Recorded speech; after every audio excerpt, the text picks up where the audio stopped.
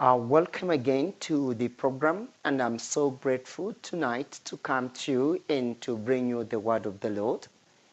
And this is not only the word of the Lord, but I'm talking about forgiveness and what forgiveness can do and what unforgiveness can do also.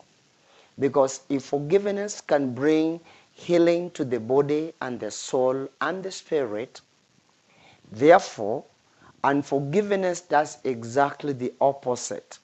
It degrades and kills and takes life and brings bitterness to the people. Once you get to know exactly what it means, then you can be able to say that I have bitterness in my heart and I want healing.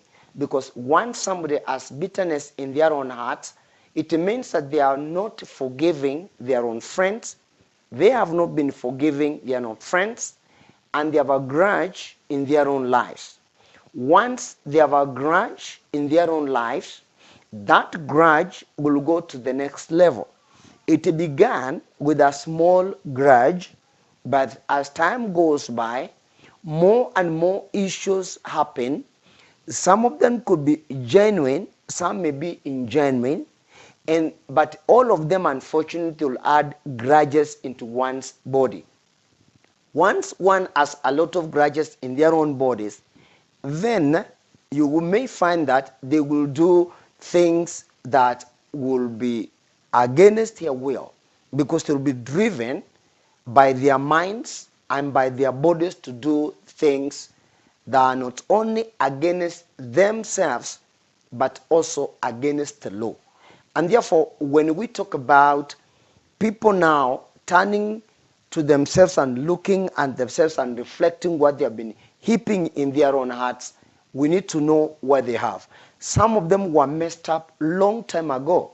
Some of them were messed up 50 years ago, 60 years ago, 40 years ago, 20 years ago, some 5 years ago, some of them only 2 years ago, some of them 1 year ago. Some of the people were messed up only 6 months ago, but the things that happened to their lives were so much, and they brought a lot of bitterness in them, such that they feel that they ought to revenge or anything like that. Some people had been betrothed.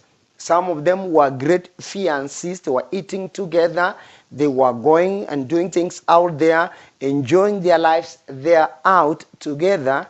But there came a time when something came in and they broke. And this has definitely caused a lot of trouble and sufferings. And therefore, if there is such a kind of bitterness in their own hearts, there is a possibility that this bitterness can easily affect their own lives. And therefore, what you're saying is that if there is a lot of bitterness that happened to you, doesn't matter the time, so long as it is still hanging in your life, or you can still remember, you do not have to revenge of that thing that happened to your life, that issue. You ought to push it out. You ought to confess it. And I want to say today that one of the most perfect antidote of the stored evil and stored ill and unforgiveness is confession. If you go to your friend and confess that this is what happened and I've been feeling bad about it, most probably you can get a solution. Sometimes I refer people to psychiatrists so that they can talk to them and find out the problem. But many people don't agree that they are in a problem and they have a problem, and so asking them to go to a psychiatrist, they will feel as if they are mad. Because ordinarily, when people were going to psychiatrists, they used to go simply because they were mad. If somebody was mad or insane, they were taken to a psychiatrist, or most probably talk to them and give sense to them.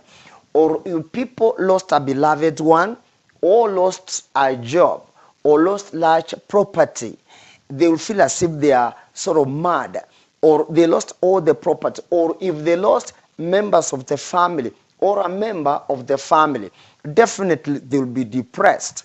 they will go low. They will require to go to a psychiatrist who can talk to them so that they can be given sense in that particular case. Or maybe there was a tragedy that made it cleared everybody, and most probably somebody was left as one, and they go out saying, I don't know what to do. I don't know what I can be able to do. I don't know how I can be able to approach issues because I've been left all alone.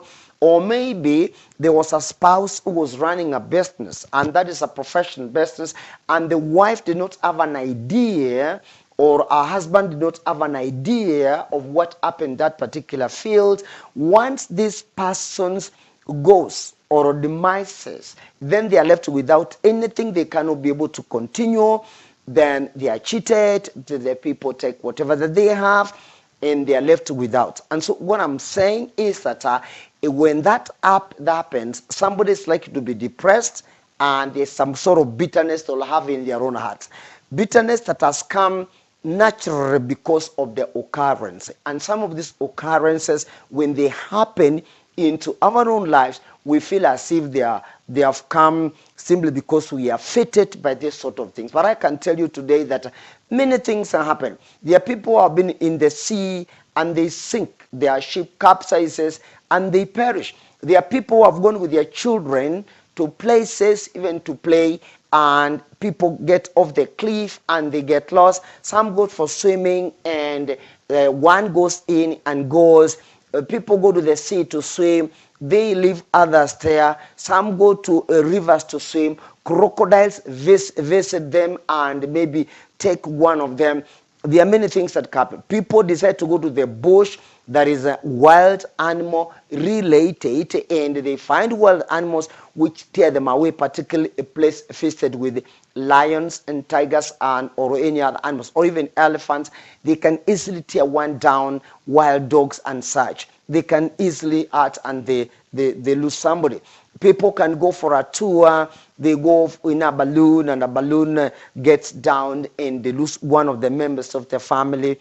Tragedies can come. Then they ask themselves questions as to how they can get this out. And I got to tell you today I've aligned things together which we call the antidotes that are going to help you to overcome things that are going to help us, or to help you to move out of the predicament that can cause pressure and trouble, and finally squeeze you to a level where you cannot be able to. One of them I've told you, it is forgiveness. You go to a person and confess. And there are many levels of confession.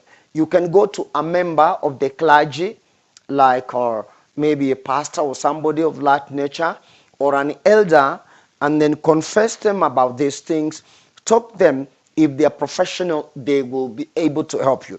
But more so, I normally tell people to go to professional counselors, so that because they know how to handle such issues as depression, and particularly when has a lot of stored stuff in their own lives, when somebody has some bitterness that they cannot understand how that bitterness has come or came, or they understand but they cannot overcome it. If you talk to somebody, things work out. You can go talk to your friend, talk to a member of the clergy, like a pastor. They can be able to assist.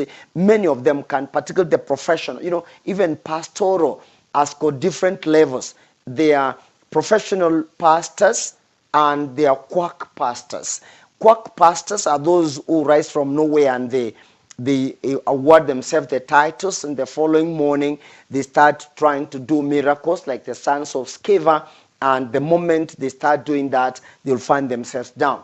But if you go to a professional pastor, one most probably who has gone to school and has attended theological course in fullness, most probably from the diploma level, they can be able to assist you or to come out of that predicament. Or maybe somebody with a degree in that area, or a psychiatrist, a good counselor, they can be able to help you. You can go and confess them. Do not hide anything, because the moment you hide the truth, you are still going to conceal that bitterness, and that the secret that you keep in your heart, in yourself, they are the very secrets that are going to hurt you. They are the secrets that will hurt you in one way or the other. And therefore, that's why I got to say that if you are this sort of a person that want to start all afresh, go to them and give them the entire story.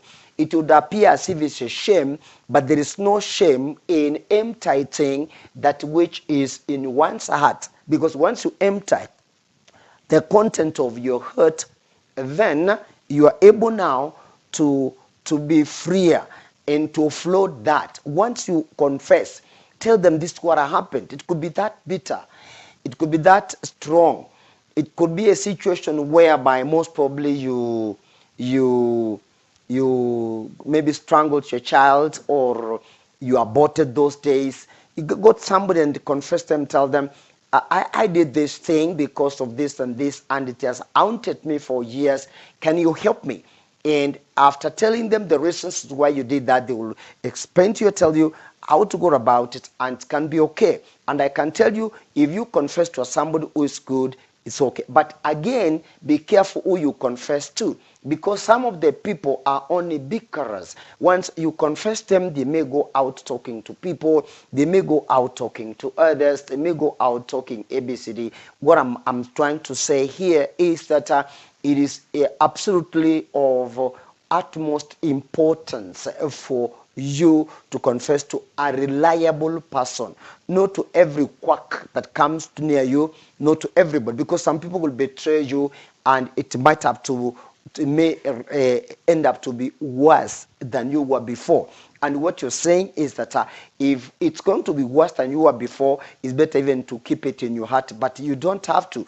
Just confess it out, remove it out of your heart, and that will help you by confessing. You can go to a good pastor, you can go to a counselor, you can go to a professional psychologist who can be able to talk to you, and you get out of that. You can go to a pastor, confess that you did, and you'll pray together. You'll pray together, your hands close together, and you will have a relief.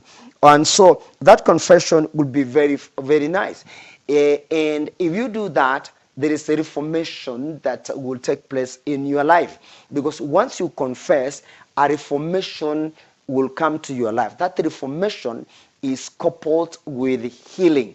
Healing of the soul, healing of the mind. Once the healing of the soul takes place, then the healing of the mind also, and the healing of the body. You see, if you got a lot of toxins stored in the body because of the stored things in your life, in that you have not confessed, that you have not offloaded, they'll bring toxins into your body. The body will start reacting in such a manner that you may become hypertensive or ulceratic, or develop any other disease, or even cancer. Because if you are exposed to such a long pain and unsatisfaction, chances are that the body will absorb that pressure.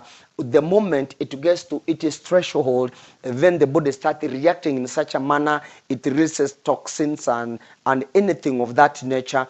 And those things that are released to the body, they can either make you to be asthmatic, some of them can make you to be cancerous, some of them can make you to be hypertensive, some of them can make you to be diabetic, and the worst would be a situation where you can easily trigger your body to become cancerous, because some of these things you may not tell where they come from, but with that unstored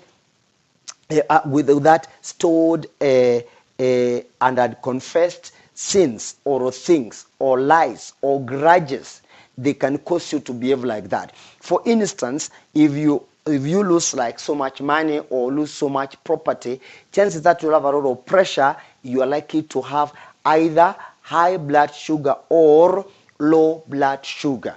If you lose so much property and find that you cannot be able to continue, you can easily have either high blood sugar or low blood sugar. In other words, you'll be directly diabetic. Either you run from 2 to 1, and which cannot be saved.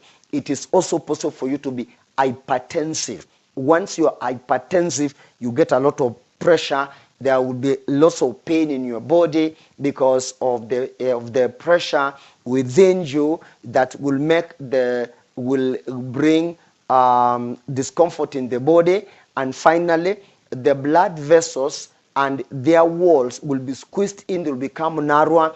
Once they are narrower, the blood will be flowing through those narrow vessels. Once they force themselves in, then that becomes pressure, because the blood will not be circulating properly because of the pressure that has been caused by unforgiveness and the pressures that come from outside.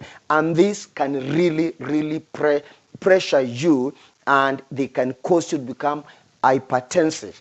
And once you're hypertensive, it will be very difficult for you to be healed, even if, particularly if you don't seek medication fast. If you seek medication fast, it can be healed, and this is quite important. There are those which require a psychiatrist, and those require a medical or some sort of medical attention, and those which require both, in which case you can go to them and it can help. You should never leave anything that is kept in your heart, that brings bitterness in your heart, to stay for so long, because you will be creating an environment of killing oneself. And that's why you have to be very careful. So the sort of reformation that you'll do will be that you'll come to you and you start reforming and moving out of the pressure. Confessing to a priest or even a pastor will help you. Know the consequences that are likely to come from that pressure. Once you know the consequences that are likely to come from that sort of a thing, then you're going to know how to nurse it, because everybody has pressure. People have pressure in different ways. The children have the pressure to learn, and sometimes they are beaten up by their parents and forced to do things, including that which is done in school, in colleges, to make sure that they are forced or they are pushed to learn. They got pressure at that level. The pressure at that level is to learn. The pressure of the unmarried is to look for a spouse, and that can be so dangerous. And that is one of the levels whereby people go on hooking and unhooking, people doing various things, and that can be quite dangerous. But then once a psychiatrist is engaged, once a counselor is engaged, it is possible to reduce that pressure. Or once that sort of a field is handled professionally and nicely, with the respect it deserves and the respect for one another and for each other, it can be okay. Pressure can come in the married, particularly when they come in and they have got issues with marriage, misunderstanding, love has diminished, and there is a lot of suspicion, or there is much money and there is suspicion, or somebody has taken a higher office than the other, particularly in the situations whereby women happen to get a higher position than their husband. There is a possibility that they'll be fighting and wondering how to handle such and such, how to handle their resources and finances. The best thing to do is to sit down, talk about it, discuss about it. If it's hurting you or it's pulling you down, you can call and you can say, let me move out of this. How do I change from this to this? And that will be able to help you to do that which you wanted. And therefore, I can easily tell you that you can be able to move out of that, and it can help you. Think about your family in case you want to do something that is wrong. Think about your family. Think about the members of your family, and think about the friend that you have who has been with you, has helped you dearly. Think about that relative. Think about that next neighbor. Think about maybe the college mate who assisted you in one way or the other when you were sick and you didn't have anything. You try to look around and see what you can be able to do. And therefore, think about yourself. If you're going to do something bad, think about them and how it's going to help you, how it's going to affect you. Some people hurt their own people, not thinking about the loneliness that's going to have. The loneliness you want, if you eliminated your person, the loneliness that you like to get is so much. And therefore, think about the loneliness, and also think about your future. Maybe your future in terms of loneliness, in terms of jail, in terms of what you're going to be to have. And therefore, I got to say today that as we allude on the antidotes of some of these pressures, is that you think about them and let God help you so that you can be able to rise above the standard. May God help you today. We are going to continue with the subject, and I believe God is going to help you to remove all the unforgiveness from your heart so that you can apply these tips and the antidotes of removing the pressure from your body so that you can get yourself freer to do more things. Remember, when you are free, you are going to do more. When you are free, you're going to do more. You are going to see more. You are going to do more. When you are free, you're going to be a friend to many, and you're going to be happier than when you have a lot of problems hindered in or kept in your system. God bless you. Please continue helping us by subscribing and sharing, and it's going to be okay. May God bless you. And if you've got any issue, talk to us concerning the subject. We also welcome you to talk to us. I want to say tonight, God bless.